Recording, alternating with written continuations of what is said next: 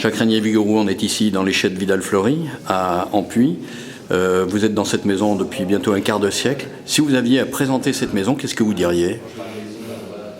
Je dirais à la fois une vieille dame et une jeune fille. Une vieille dame parce que c'est la plus ancienne maison de la vallée du Rhône, et puis une jeune fille parce que depuis 10 ans on est dans des locaux, depuis 10 ans, depuis 7 ans on est dans des locaux où au service de vinification traditionnelle on a du matériel qui est à la pointe de la technique et qui nous permet de nous renouveler et de marquer davantage notre présence sur les marchés. Comment se situent pour vous les vins de la vallée du Rhône, et on verra comment votre maison se situe justement dans cette évolution? Parce que qualitativement, en un quart de siècle, on a senti des évolutions.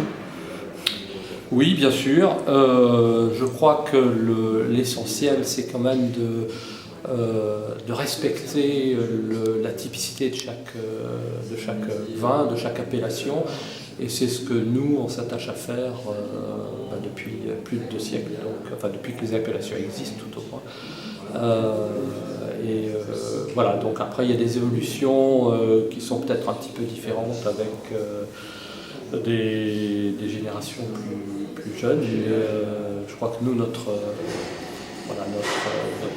philosophie, c'est à la fois respecter l'appellation, respecter la nature aussi. D'ailleurs, pour la visite, vous avez pu voir qu'on est très peu interventionniste dans l'élaboration du vin et on laisse faire la nature. C'est pour ça qu'on dit toujours, pour faire du bon vin, chez nous, on a besoin de bons raisins et on a besoin de temps. Dernière question.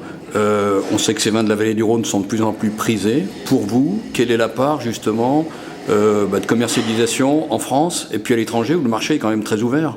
Oui, bien sûr. Vidal-Fleury, historiquement, a toujours été ouvert au marché étranger. Aujourd'hui, on fait 70% à l'export. Et de nouveaux marchés s'ouvrent à l'étranger. Je pense en particulier à l'Asie, à l'Amérique du Sud, aux pays de l'Est.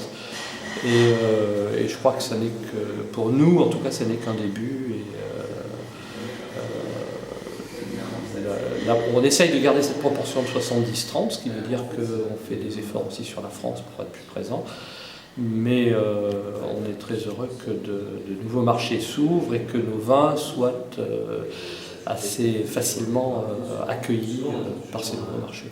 Tout petit codicile à cette question. Sur les marchés anglo-saxons, on pense en particulier à ce qu'on appelle le Nouveau Monde, entre guillemets. Est-ce que vous n'êtes pas concurrencé par justement ce qui arrive des États-Unis, d'Australie, de Nouvelle-Zélande ?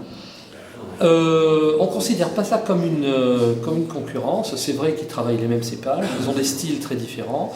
Et la meilleure preuve, c'est qu'on travaille très bien en Australie et aux États-Unis, par exemple, ce qui ne les empêche pas de consommer aussi leurs vins locaux.